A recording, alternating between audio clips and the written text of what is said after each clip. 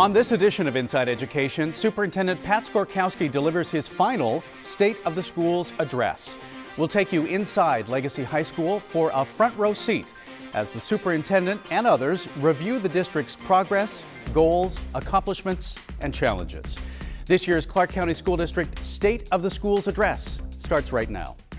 The cornerstone of education is getting to know a student first. We want to make sure that we're supporting families and students. I think that the community should know that their voice counts. Reading is the doorway to everything that we do in education.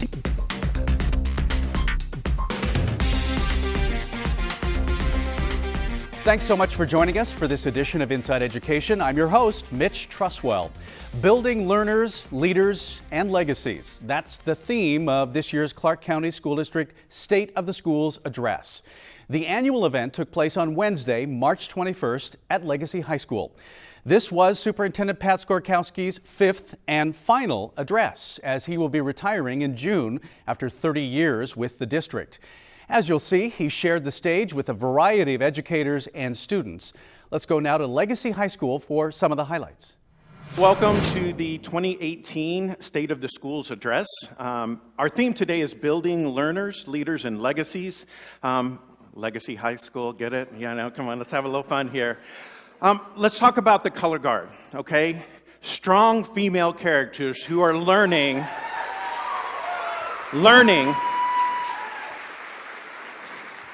that you can be a strong female and you can stand up, and that is so important in our society right now. I appreciate that you are here today to celebrate. It is my last State of the Schools address, and so today we wanted to do it a little different because the entire time that I've been superintendent, actually the entire time I've been working in the district, it has been about shared leadership. It has been about working hard together to celebrate the successes. And I know that our team has worked so hard over these past few years to ensure the success. So I've invited several leaders today to come up and share with you the progress on the goals for the Pledge of Achievement and our recent achievements that we should be celebrating today. Along with some students, some great students that you're going to hear from, some educators, and some special guests. So first of all, standing backstage with those first graders who said the pledge was like the highlight of my day so far, I'll just tell you. When you get kids, give them a hand. They're from Ruby Duncan Elementary School, and just sitting back there and talking to them, they were so excited to be here, a little bit nervous, but most of all, just happy to be around amazing adults. And so thank you all for being here.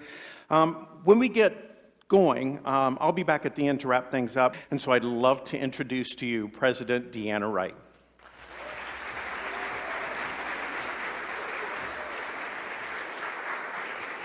I want to introduce you to some current leaders, or current learners, that are up and coming leaders in our district. Along with my fellow trustees, it's important for us to represent and continually seek out and seek input from a wide variety of stakeholders.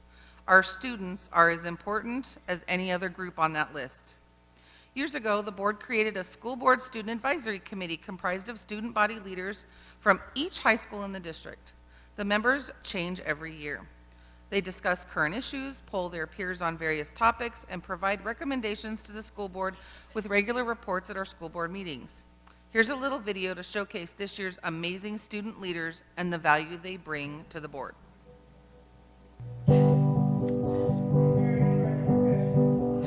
Is there any further discussion on this? Yes, Tara. Coming into high school, I always wanted to make a difference. I always wanted to do more than just go to school or go to work. So I did become more involved, and gradually I fell into the student school board advisory committee by a teacher who recommended me. I didn't talk much in class, but she just said she seen something in me to join the board because she said that I had a strong voice and I needed to share that. So the Student Advisory Committee is a program or a committee under Clark County School District. And what we do is we're students from different high schools. We range to about 15 to 20 students that are active. And we meet once a month. All month we're taking notes on things that are going on and things that our other community leaders or other students see, and we're kind of like the representatives for CCSD, and we speak for the students. Overall, we serve as the representatives for CCSD and the students. We're the voice for the community. Hearing from the students is a very important piece because it gives us a different perspective and allows us to use that information to guide our decision making in terms of what a policy should actually look like. And so they have impacted some changes to some policies that we've looked at, and they have had significant input in that area that I think is essential for us to have that voice so that we're looking at all aspects, all sides of an issue. It's an important voice for us to listen to and to help us guide our decision making. What I've learned is that the school district cares about the students' voices because we're the ones that are affected, one of the ones that are affected the most in the community. So I feel like by having programs or meetings and boards like this allow students to get their voices out on a personal level. It does make me feel like I'm included in my community and I'm included in the Las Vegas school system, because just by me even telling the school board what we need to change, I honestly think that for me it means more than just reporting. It means a lot because I only have 4 years to make a difference. So if I can do so much within those 4 years and make a change that can impact another generation, then it's worth it.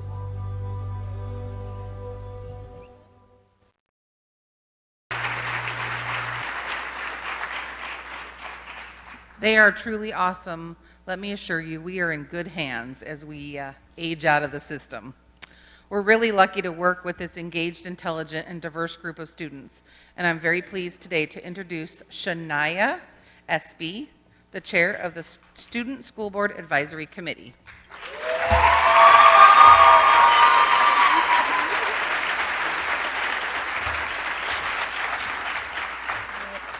Hello everybody, my name is Shania Espy and I am a senior here at Legacy High School. And as you see in the video, I currently serve as the chair over the School Board Student Advisory Committee. But today I'm here to actually talk about the Legacy Project, a program here at Legacy High School. So the Legacy Project is a teen leadership council under the City of Las Vegas Batteries Included program, and currently I serve as the 2018 Teen Ambassador over the program.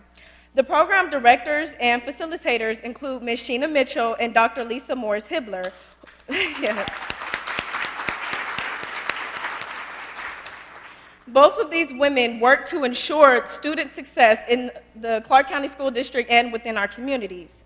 The Legacy Project started in 2014 as a program to bridge the gap between home life, school life, and the community by eliminating any barriers that students face. It started with Mrs. Cassina Douglas Boone, but with budget cuts, we lost her position. But that didn't stop her efforts in supporting her students and her school community. Her legacy now continues by her husband, Mr. Anthony Boone, a custodian at Legacy High School, who now serves as the lead advisor of the Legacy Project.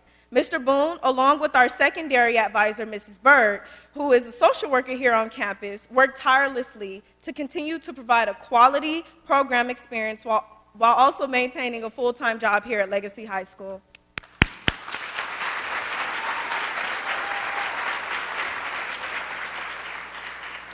This program would not be possible without the commitment of these two leaders, and I'm very thankful for their service to our students and our school community. Would all Batteries Included advisors and facilitators please stand and be recognized for all that you do?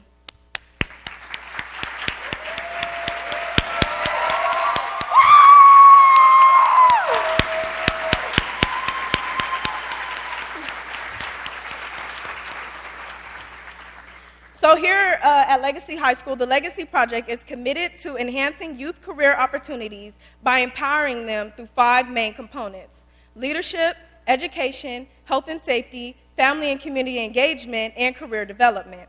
The purpose of the Legacy Project is to empower students to graduate and seek post-secondary education with the skills they gain through ultimately enhancing their careers and lifelong success. So here at Legacy, we have a tagline, a motto, and a mission statement.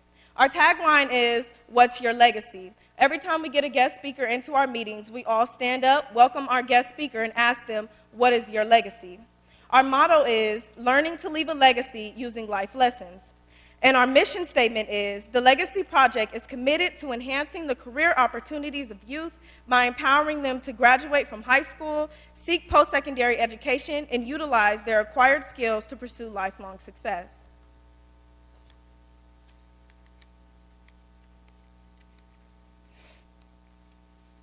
So being in the Legacy Project under the Batteries Included program, there are tremendous benefits that students receive.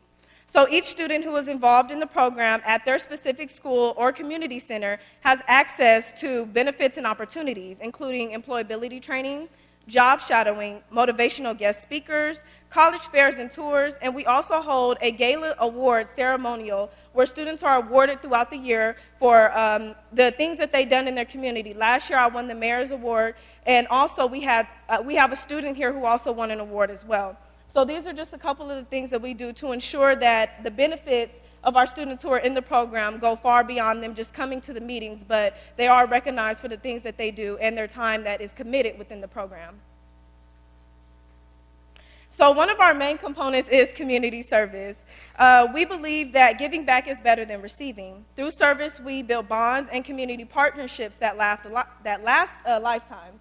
So to the left, you see Ms. Sheena and Mr. Boone delivering turkeys to our senior homes within the valley during Thanksgiving. To the right there, you see Denijah Ware placing wreaths on headstones during the Wreaths Across America annual ceremony. And also to the up left, you see myself and Ms. Casina cleaning up the Doolittle Park after it became home to the many leaves during the fall. And in the middle, you can see the Youth and Neighborhood Association Partnership Program Grant Group for Legacy Project. This picture includes the following members and adults: Denijah Ware, Tatrice Johnson, our president of the Legacy Project, Damian Mitchell, Jamila Dixon, Christian Ward, our advisor, Ms. Bird, and myself. These pictures are just few of many projects and community services that we participate in weekly and sometimes even daily.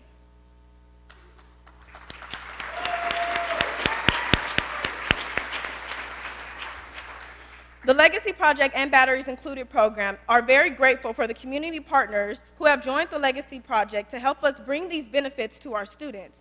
These partnerships are not limited to Batteries Included City of Las Vegas, the Junior Achievement of Southern Nevada, My Brother's Keeper Initiative, Youth Neighborhood Association and Partnership Program, also known as YNAP, Studio 11 Films, the NAACP, and Assemblyman Tyrone Thompson.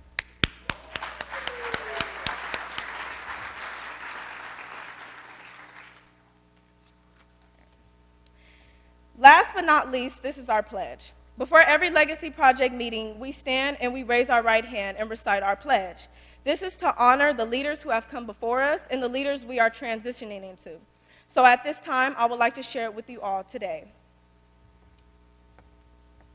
I pledge allegiance to my future and the successful person I will become, for the goals that I will reach, the mistakes that I will learn from, for every struggle that I have overcome. I will still have the strength to remain strong, for I am, at this very moment, defining my legacy. Thank you.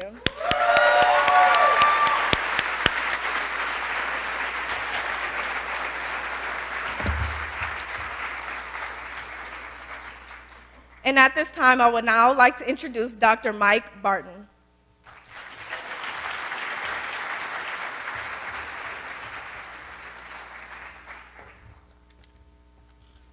Can we give her another round of applause to the Legacy Project?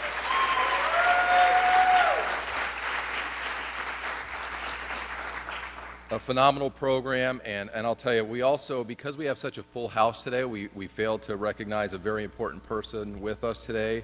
I'd like to recognize Senator Pat Spearman, if she could stand to be recognized.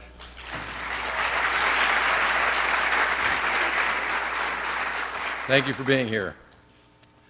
So, 5 years ago, 2013, the Pledge of Achievement started, and it required community input, about 3,000 lines of community input in narrative form, hundreds of meetings with community to gather input that were directly held by the superintendent and the leadership in the district. The plan was created, creating the 6 goals that we know of today around proficiency, achievement gaps, graduation rate, family engagement, student safety, college and career readiness. With any strategic plan, we're always reflecting on where can we do better. So I'm going to start with some of our challenges and what we need to focus on or double down on or triple down on in the next few years. First, achievement gaps. This is an area, again, that I say we need a great deal of improvement. We have students who have obstacles weighing on their shoulders, but we know we can improve the results when you think about the highest performing subgroup and the lowest performing subgroup. This data on this slide shows that in elementary math and reading, particularly reading, the gap is closing slightly, but again, in middle school it's growing, it's closing as well, but we're striving to get to that orange area. This is an area where we require more community partners, more allies to rally around this area of need. But again, as we reflect on any strategic plan, it is so important to be transparent and open and honest with the community. This is an area that we need to work on. So what are some things that are occurring and what needs to be expanded perhaps to focus on that gap closure that's so needed with our highest performing subgroup and our lowest performing subgroup? First of all, I want to thank the state legislature. I know that we have many legislators here today, and because of categorical funding, particularly $38 million, the Zoom program will continue for the 18-19 school year. We have 3 of our Zoom schools that were named Shining Star Schools. 7 of the state's top performing Zoom schools are in fact in the Clark County School District. 15 Zoom schools exceeded the district rate in language acquisition with the WIDA exam. We have Zoom University at the secondary school level, and we also have, when we look at the continuously enrolled students, when they start from kindergarten and they stay within a Zoom school, they are outperforming their peers when they're continuously enrolled in Zoom schools. So a big thank you to the state legislature for that investment with Zoom.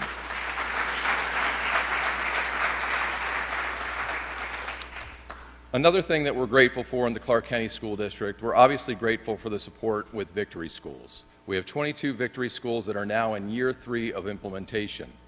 Selected schools use those funding sources for particular strategies with pre-kindergarten, professional development, wraparound services. We have many schools that are moving on this needle as well. 7 Victory Schools improved their star rating. Average elementary increase of 29% of students proficient in ELA, English Language Arts. Average elementary increase of 41.9% of students proficient in math. And Valley High School, our comprehensive Victory School, has increased their graduation rate from 68% to 72%.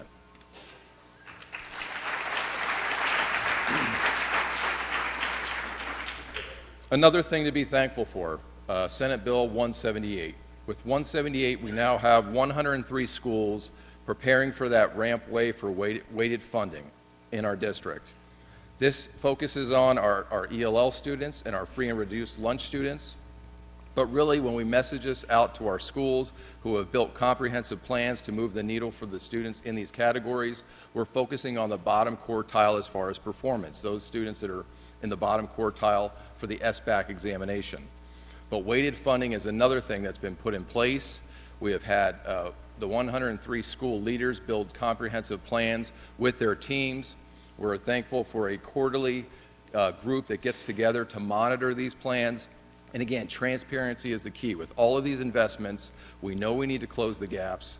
And what we have done is that we've actually put these 178 plans on our website to show that this is transparent and we want to move the needle for students in the bottom quartile.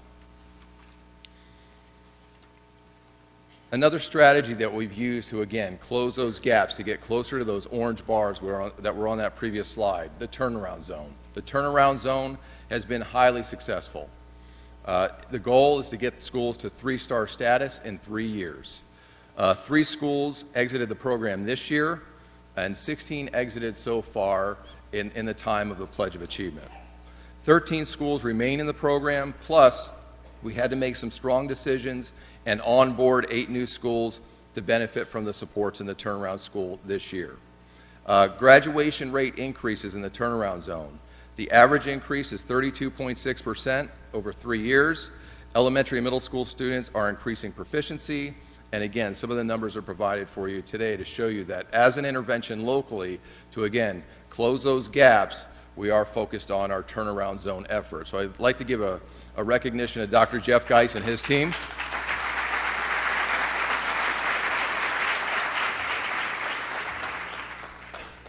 So the sombering slide that I shared with you in the beginning is going to take multiple partnerships, rallying around, doubling down, tripling down on what we need to do to close the gaps.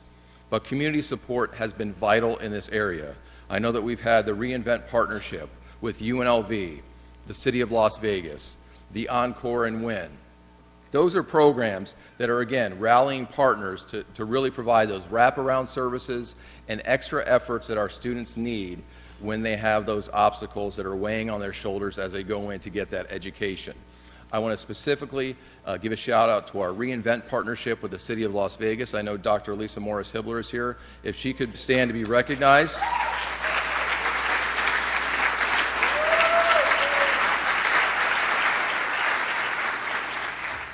The City of Las Vegas has come to the table to support schools with in-kind services, summer programs to prevent the summer lag, wraparound services that are more coherent where it's not splintered, but again, working with our building principals and Reinvent Schools to get strategic about those wraparound services to help move the needle. I want to thank our community partners, and we'll continue to need you as we continue to close those achievement gaps.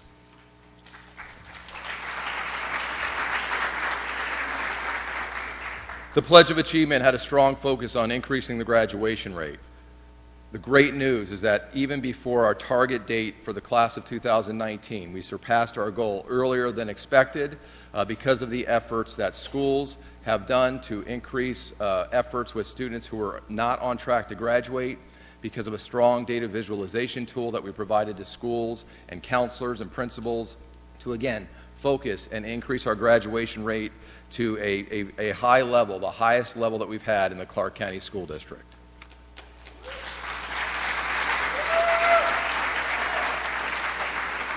Specifically, the class of 2017 was the largest ever.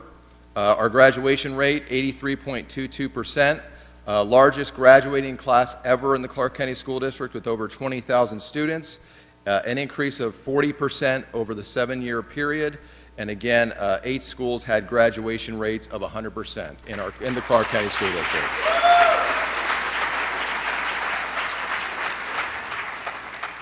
You may have recently seen the headlines in some of the papers, but we had a great headline for the state of Nevada. Nevada is ranked 14th in the nation in advanced placement increases. Because of these efforts, the largest 5-year and 3-year increases in the nation for high school graduates earning 3 or higher on an AP exam. So for those of you not particularly in education, the AP exam is a scale score from 1 to 5, and if you get that 3, 4, or 5 score, it means you pass that advanced placement exam.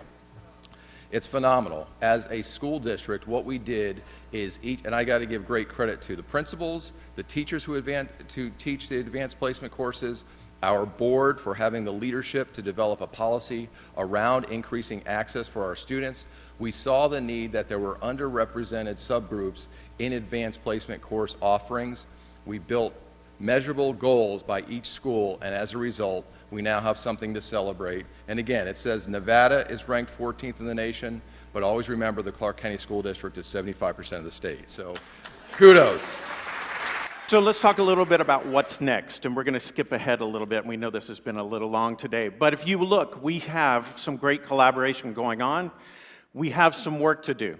Funding challenges. As we go through this reorganization, we need to ensure that the dollars are following through the district down into the schools so that they can make the decisions that are necessary to ensure the success of their students. All the successes that you heard about today. We need to look at that weighted student funding formula and ensure that our students who are challenged by various different things get that extra support as we did with the beginning of 178 funds this year. And then we have to establish our legislative priorities. Today has been about every student in every classroom. Everything that we have done for the past 5 years has been about every student in every classroom. That's how our graduation rate went up. That's how our success has happened, by every person focusing on those students. So as we go forward, we need to think about a few things. This is my last year. We are looking forward to the next superintendent coming in and having the amazing support of this community to help continue the work, not necessarily always using every student in every classroom without exceptions, without excuses, but remembering that is the foundation of the work in the Clark County School District. We cannot forget every student in every classroom. At the end of the event, students and staff said farewell to Superintendent Pat Skorkowski and had some fun with what his future post-CCSD may hold. Again, this was the superintendent's final State of the Schools address. Skorkowski will retire in June after 30 years with the Clark County School District. A reminder, you can watch this episode and past episodes of Inside Education on the Vegas PBS website and YouTube page. We'll be back in 2 weeks. We hope to see you then.